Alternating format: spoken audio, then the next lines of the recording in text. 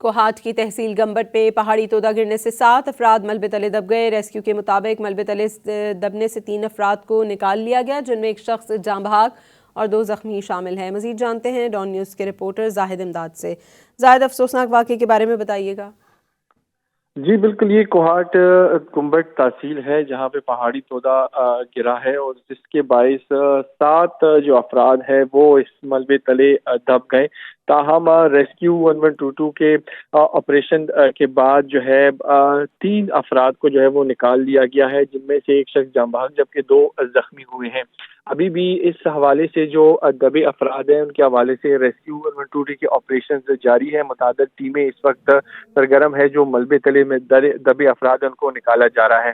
अब तक जो सूरत हाल है तो 7 टोटल ये अफराद थे जो मलबे तले दब गए हैं। अब 3 को निकाल लिया गया है और 5 के लिए अभी भी ऑपरेशन जो है रेस्क्यू की वो जारी है।